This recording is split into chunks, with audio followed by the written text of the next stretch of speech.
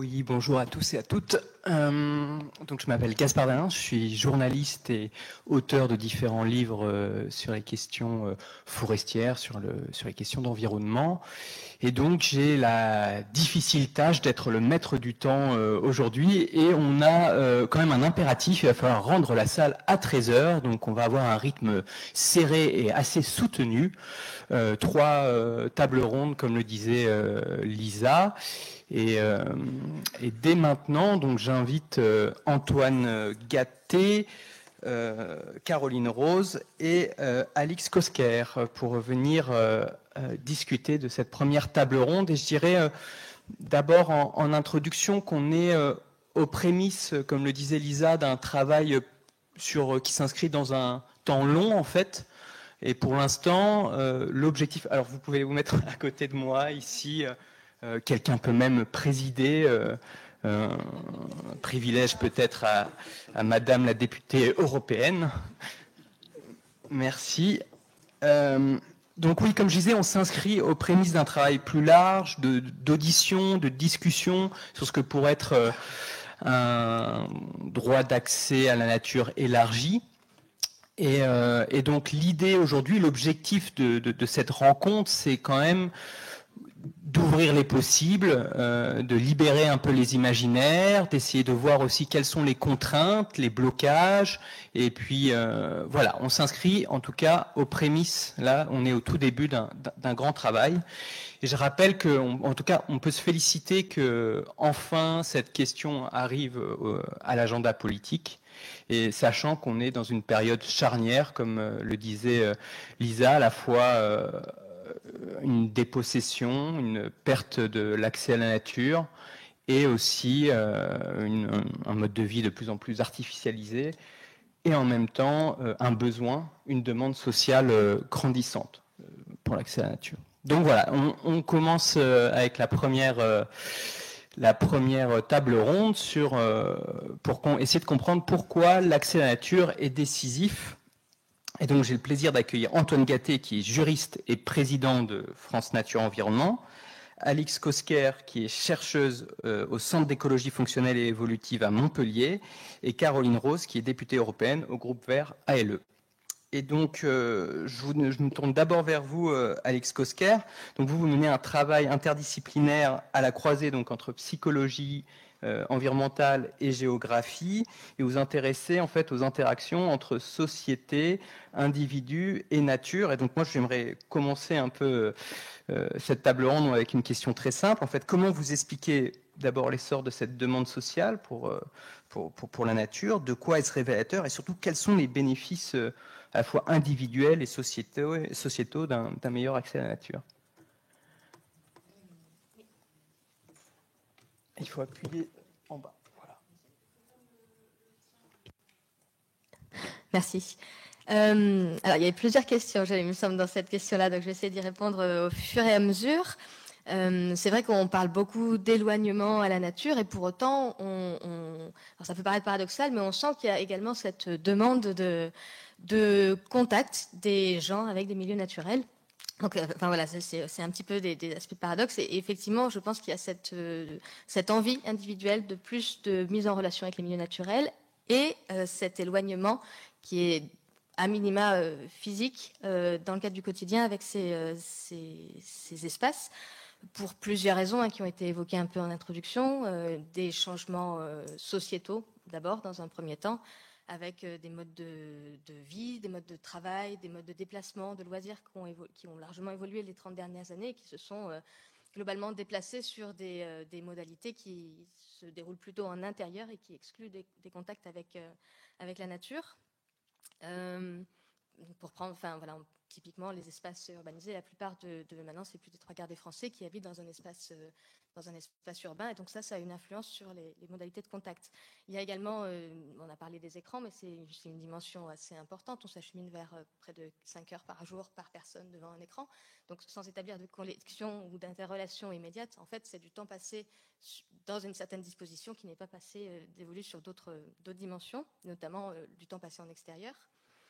Et puis, avec ces changements sociétaux, il y a également des changements environnementaux qui s'articulent, et notamment une artificialisation et une homogénéisation croissante des milieux qui est induite par les raisons, les pressions anthropiques qui sont exercées sur la biodiversité, sur les espaces naturels, pour plein de raisons qu'on connaît tous autour du climat, de la pollution, de l'artificialisation des sols, etc. Et donc ces dimensions-là, à la fois en termes de changements sociétaux et environnementaux, elles conduisent à une diminution des expériences de contact des individus avec la nature, donc à la fois en termes de fréquence, c'est-à-dire en termes d'opportunités de contact, et également en termes de diversité de ces milieux, c'est-à-dire que les gens vont être moins en situation, dans le cadre de leur quotidien, de contact avec des milieux naturels, mais également ces milieux vont avoir tendance à de contact avec des milieux naturels, mais également ces milieux vont avoir tendance à beaucoup plus se ressembler et être plus appauvris en termes de diversité fonctionnelle, par exemple.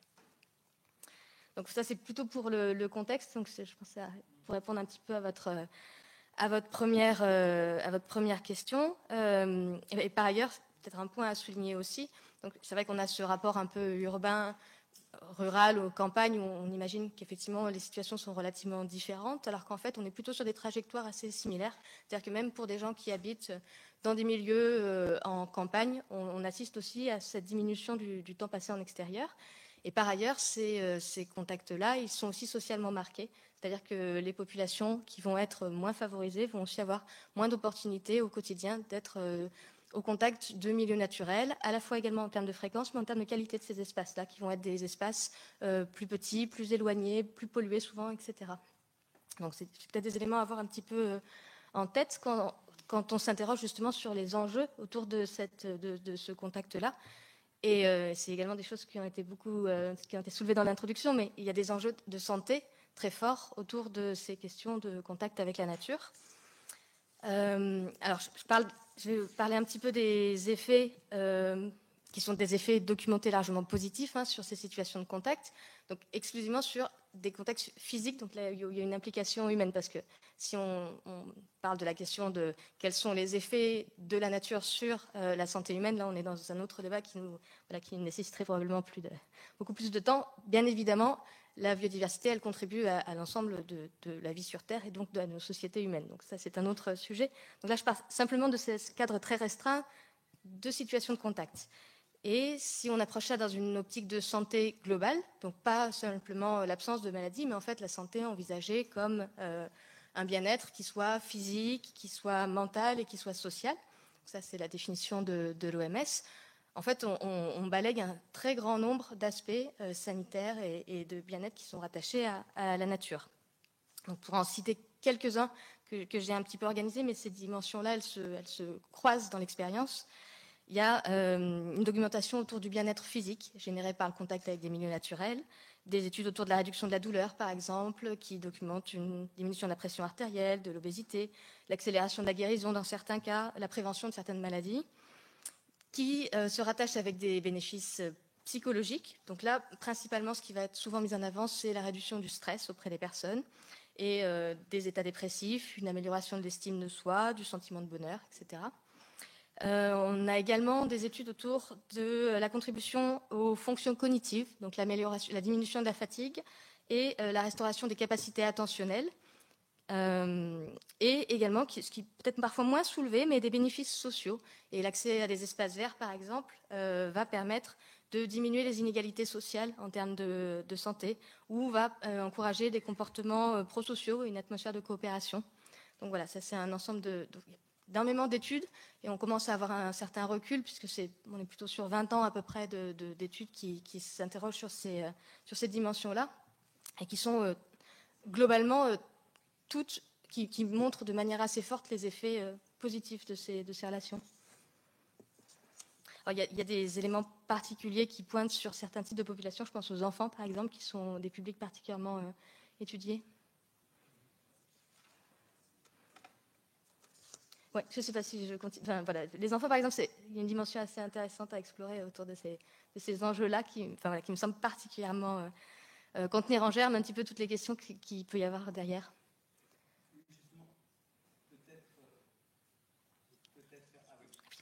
On va y arriver, on va s'y habituer. Mais peut-être juste revenir sur le point spécifique des enfants. Enfin, je voudrais citer peut-être quelques statistiques qui me paraissent importantes. En France, en fait, un enfant passe en moyenne moins de 2 heures par jour à l'extérieur. Donc, principalement, surtout pour le transport et pour les courses.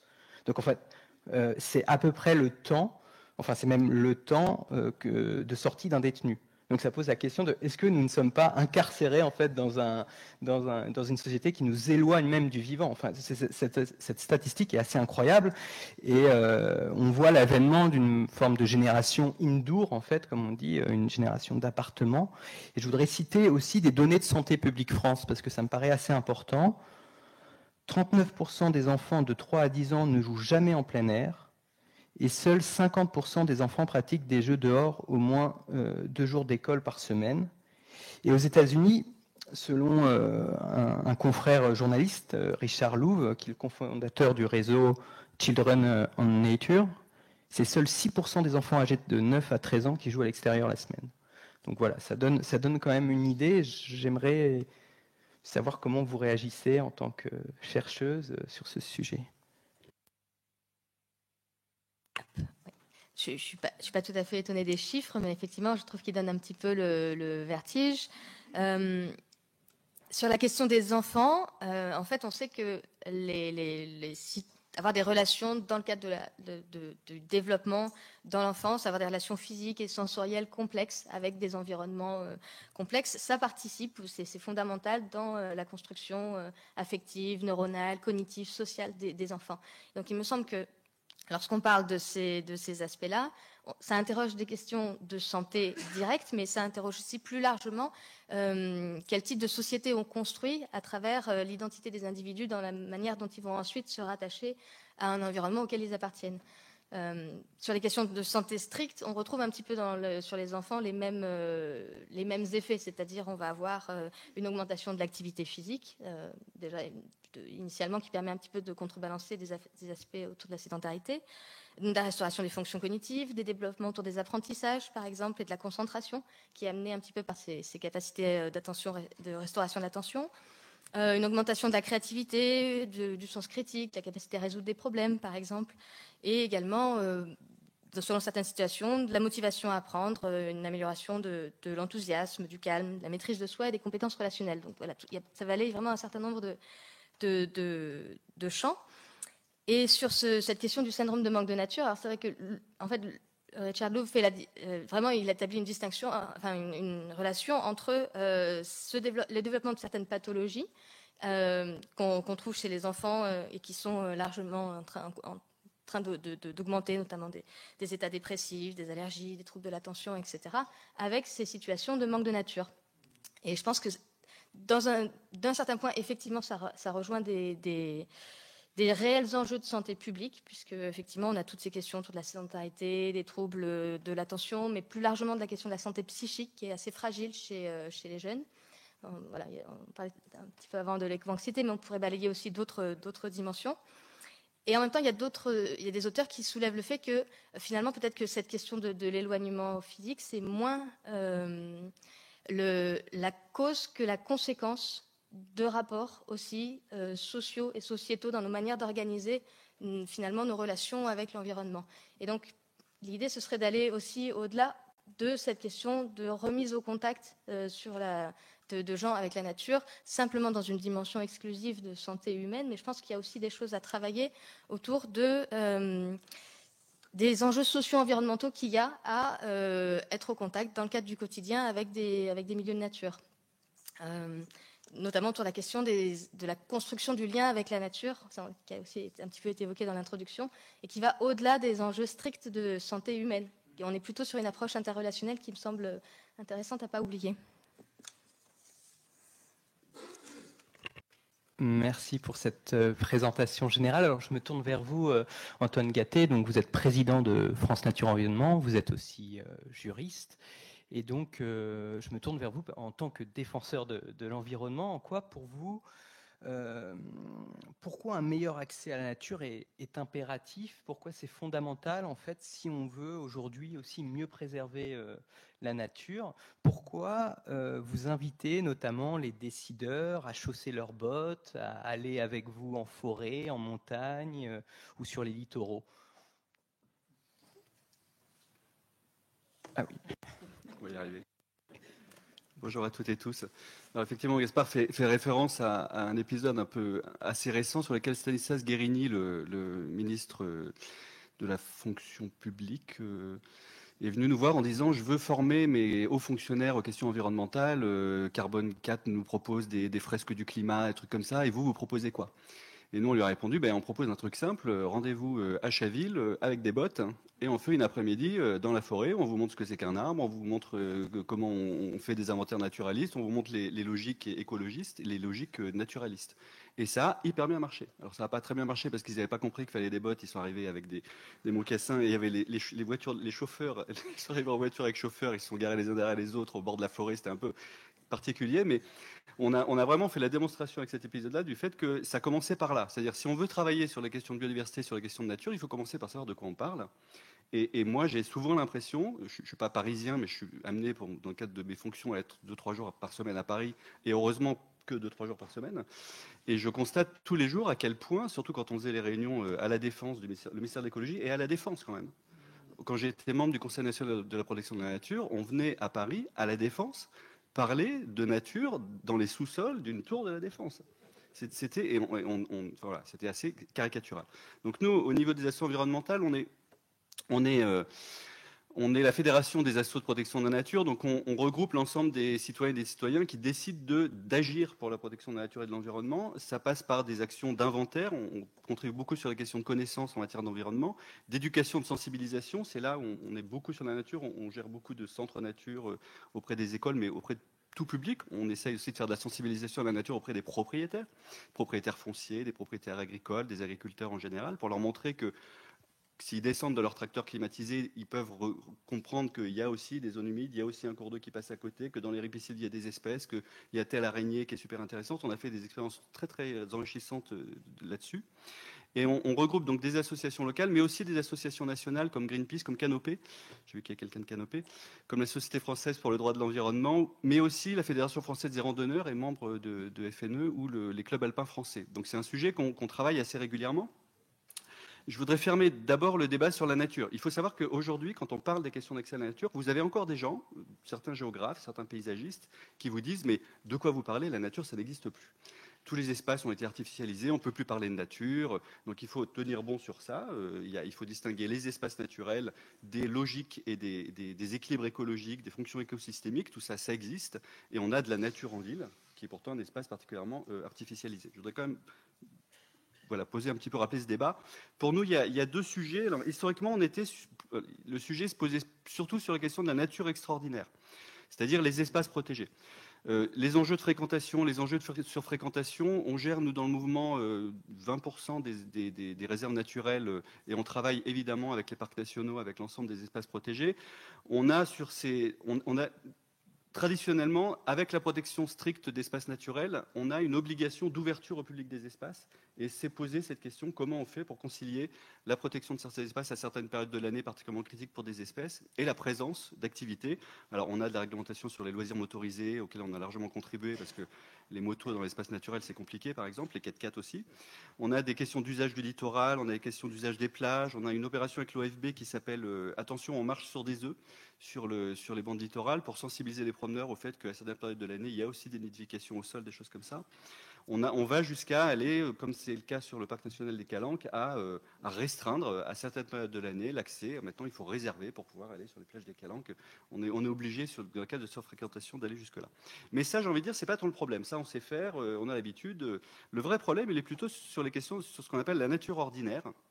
Et on a, depuis plusieurs années, une véritable poussée de fermeture du monde. C'est-à-dire qu'on nous restreint sur les chemins, on nous restreint sur les voies publiques, et on nous explique que la propriété est sacrée et que par nature, on n'a rien à faire sur une propriété si on n'a pas l'autorisation. Ça va loin parce que ça va jusqu'à des DREAL aujourd'hui et des préfectures qui sont amenées à nous délivrer des arrêtés préfectoraux pour nous permettre de faire notre travail naturaliste, notre travail de suivi de population, pour traverser des propriétés, alors que jusqu'à présent, on a toujours traversé les propriétés sans aucun problème.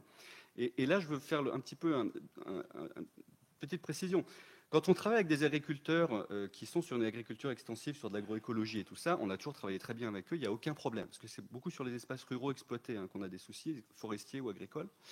Quand on a une agriculture extensive industrielle qui a détruit qui a recalibré des cours d'eau, qui a fait sortir la nature de son exploitation, parce que la nature n'a rien à faire avec son exploitation et on a une artificialisation d'exploitation, c'est avec ceux-là et ces populations-là qu'on a beaucoup de mal. Et c'est celles-là qui nous excluent largement de leurs parcelles.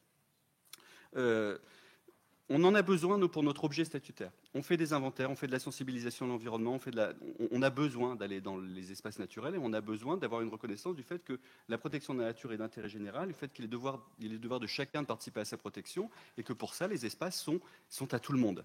Et la nature et les éléments de la nature sont à tout le monde. Historiquement, on avait des dossiers qui étaient plutôt sur la question de l'appropriation des chemins ruraux et tout ça. On a beaucoup de dossiers depuis 10-20 ans, on en a toujours aujourd'hui, et ça vient avec la question du monde agricole aussi et de certaines pratiques agricoles.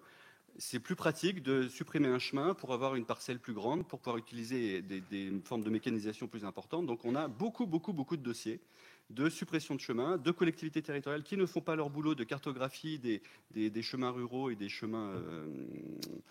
il y a les chemins ruraux et les chemins... Tu me répondras tout à l'heure. Non, pas vicinaux, il y a les bref, chemins communaux, voilà, communaux et ruraux. Normalement, il y a une obligation des communes de cartographier ces chemins. Vous allez à la mairie, vous demandez la cartographie, personne là. Donc là, on bosse avec les randonneurs et les offices de tourisme pour essayer de faire ça. Plus récemment, on a vraiment un problème, et ça, c'est le cœur du sujet. On a un problème aujourd'hui de discours d'intrusion sur propriété. C'est-à-dire, on nous dit, vous êtes là, c'est pas normal, c'est de l'intrusion sur la propriété. Juridiquement, ça n'existe pas, l'intrusion sur la propriété. Juridiquement, il y a la violation de domicile, il y a une différence au niveau de la propriété entre le domicile, la propriété close et la propriété. La propriété close, c'est la propriété sur laquelle le propriétaire a manifesté son intention de ne pas voir de personnes rentrer dessus, en démontrant que le fait qu'il y ait des personnes qui soient dessus portait atteinte à un des 3 attributs de la propriété, l'usus, l'abus, le fructus. Mais c'est à lui éventuellement de démontrer en quoi le fait qu'on traverse sa propriété porte atteinte à sa propriété. C'est un renversement de la charge de la preuve ici. Et on a de plus en plus, on a eu ce discours-là qui s'est développé dans les territoires ruraux, et qui a été accompagné par les pouvoirs publics et qui a servi de base, tu le disais tout à l'heure, ou c'est Lisa qui le disait tout à l'heure, à un nouvel instrument d'atteinte aux libertés associatives. Vous le savez, vous ne le savez pas, mais depuis une dizaine d'années, on subit des atteintes aux libertés associatives assez monumentales, en particulier en matière environnementale.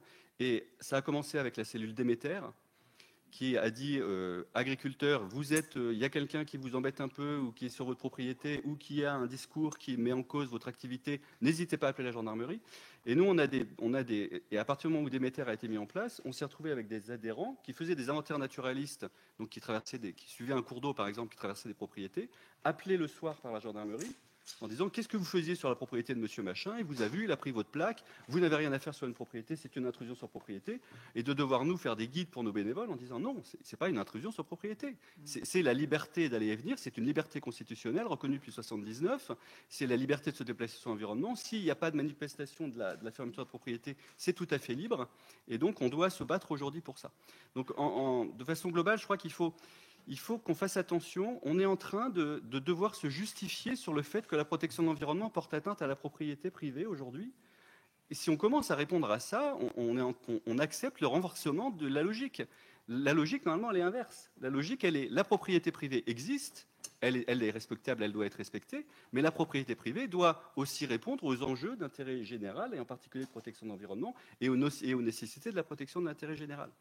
Donc il y a une liberté des propriétaires. Cette liberté, elle est largement cause de dégradation environnementale et du fait qu'aujourd'hui, on va dans le mur en matière écologique.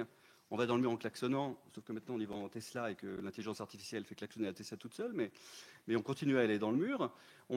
C'est l'exercice de la propriété privée, en particulier par rapport au remembrement et tous ces éléments-là, qui produit les catastrophes écologiques qu'on connaît. Et on est en train de nous dire, et maintenant en plus, vous n'avez plus rien à faire sur ces propriétés.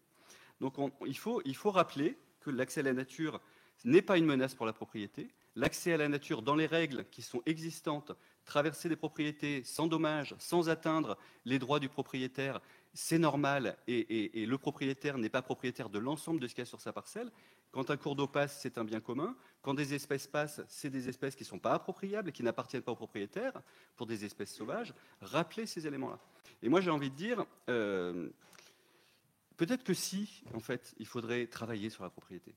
Peut-être qu'enfin, il faudrait, on est dans une crise écologique majeure. Cette crise écologique est en partie et largement conditionnée par l'exercice de la propriété. Peut-être qu'enfin, il faudrait reposer sur la table, rappeler ce qu'est la propriété, rappeler ses limites, et rappeler en quoi les principes constitutionnels, la charte de l'environnement, la participation à la protection de la nature s'imposent à la propriété privée.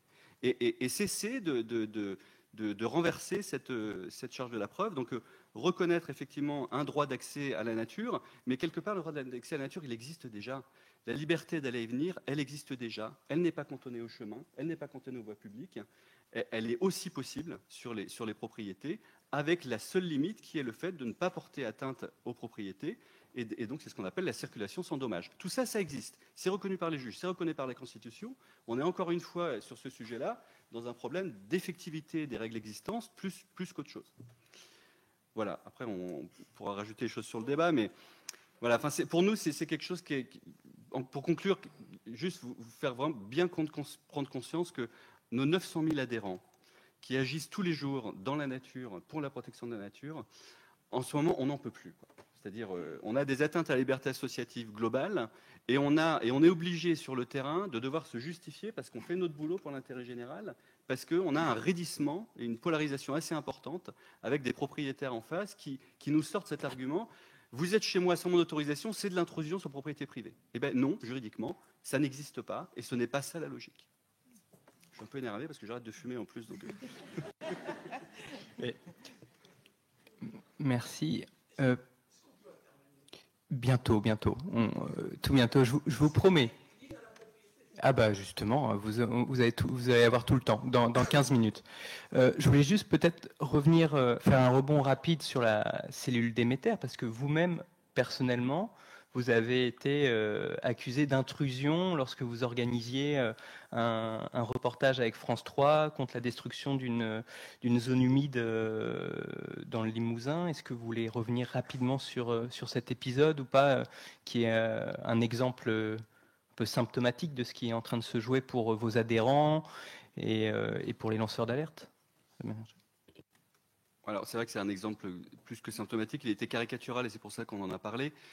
Je suis invité par la télévision locale à venir m'exprimer sur le terrain pour montrer en quoi une serre industrielle de tomates hors sol était en train de détruire une zone humide, contrairement à l'avis de l'autorité environnementale, contrairement à l'avis du Conseil national de protection de la nature, contrairement à l'avis des associations et de tous les avis publics qui avaient été rendus sur le projet. Donc je vais répondre à cette interview. Je suis en présence de 2 journalistes, du président de la Confédération paysanne. On est 4 sur le terrain. On va sur la zone humide concernée, donc qui est à l'extérieur des serres, à l'extérieur du site clôturé, à l'extérieur du site matérialisé comme étant une propriété privée. On est sur un espace naturel. On fait des images et le dimanche qui suit, des gendarmes débarquent chez moi un dimanche en uniforme, armés, pénètrent dans mon jardin en disant vous allez être convoqué parce qu'il y a une enquête qui a été ouverte pour intrusion sur propriété privée. C'était ce truc-là. Je dis écoutez, moi je suis juriste, c'est intrusion sur propriété privée, il faut me donner les références du code pénal ou du code de l'environnement, mais je ne connais pas. Ça n'existe pas en termes d'incrimination pénale. Donc je veux bien répondre sur une enquête qui concerne une incrimination, mais il faut me la donner. Et ils ont fait une enquête de voisinage. Alors moi ça va parce que comme je faisais des dossiers contentieux pour les associations environnementales, les gendarmes je les connaissais.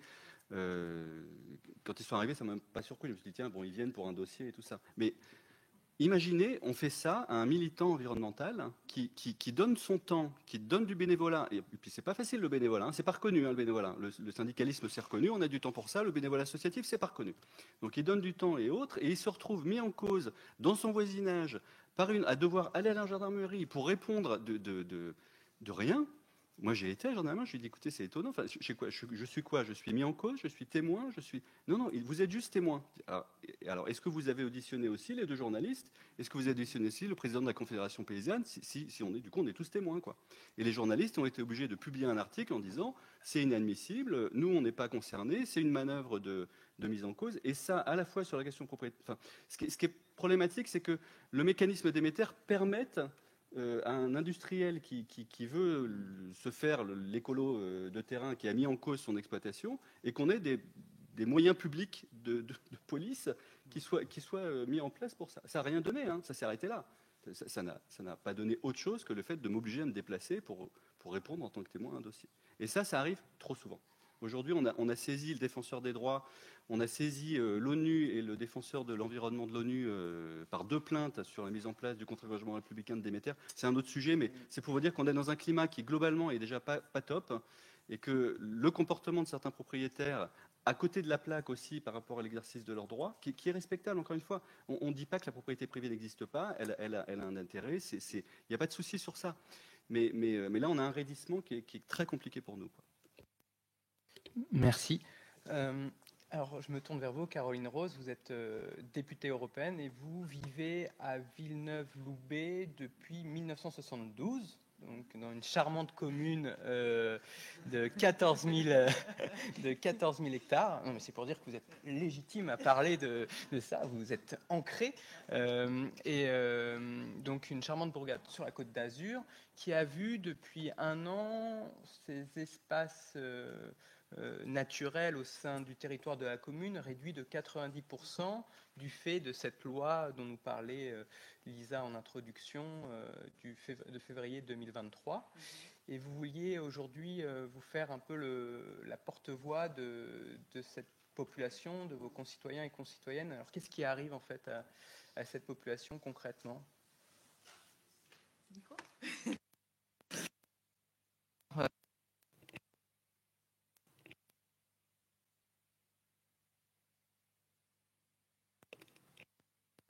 Oui, c'est bon, ça marche. Tout d'abord, bonjour et merci à toutes et à tous pour votre présence aujourd'hui, nombreuses. Moi, je suis arrivée à Villeneuve-Loubet le 1er juin 72 avec mes parents, puisque je suis d'origine belge. Bon, tout d'abord, je siège au sein du Parlement européen dans un groupe de travail sur la biodiversité. Je travaille beaucoup sur la biodiversité marine, sur les problématiques du littoral. Et on a eu, il n'y a pas très longtemps, la loi sur la restauration de la nature au Parlement européen qui a été, je dirais, problématique pour certains groupes politiques. Il a fallu se battre pour aujourd'hui avoir cette loi sur la restauration de la nature. Et donc maintenant, pour en revenir sur Villeneuve-Loubet, oui, quand je suis arrivée, je me rappelle qu'il y avait des lapins qui couraient partout dans la zone où j'habite.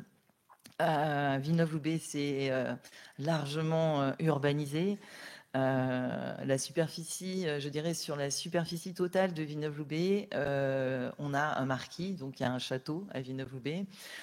Et ce marquis, Panis Passis, est propriétaire d'un tiers de la superficie de Villeneuve-Loubet. Quand on enlève l'urbanisation, quand on enlève les espaces naturels, quand on enlève pas mal de choses, le slogan de Villeneuve-Loubet, c'est « Cœur Nature Côte d'Azur ».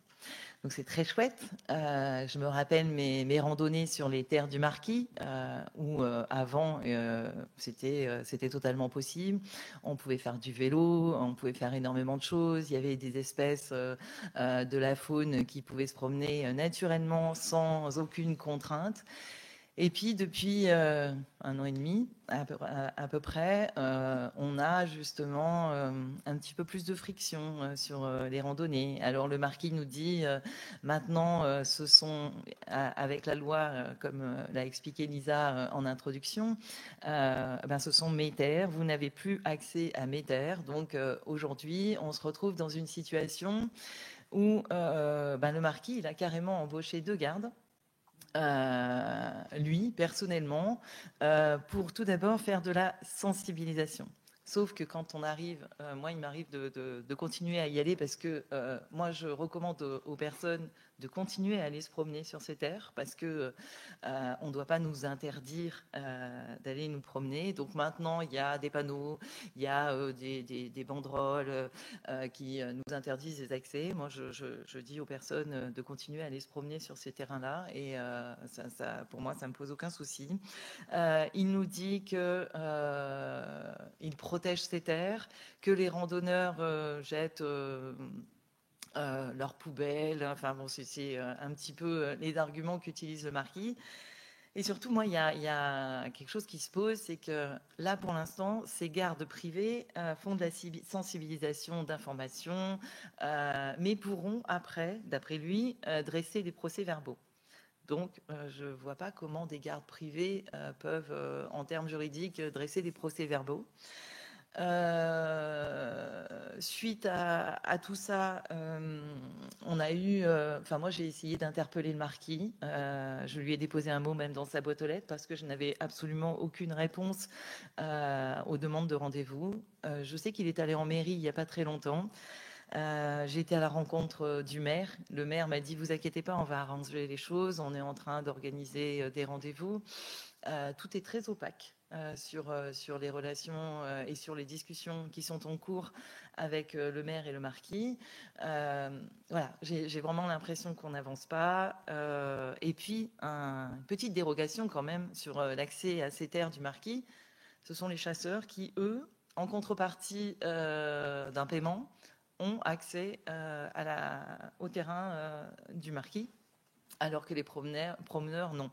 Alors il nous dit maintenant, un autre argument qu'il utilise, c'est finalement, je ne vais pas donner l'accès à mes terres aux promeneurs pour éviter les accidents de chasse. Voilà, on en est là aujourd'hui. Est-ce que, en tant que députée européenne, vous avez entendu aussi d'autres cas, d'autres situations à l'échelle européenne? Est-ce que ce mouvement de fermeture du monde, comme le disait Antoine Gatté, est plus général? Et est-ce que vous avez eu des remontées d'autres collègues?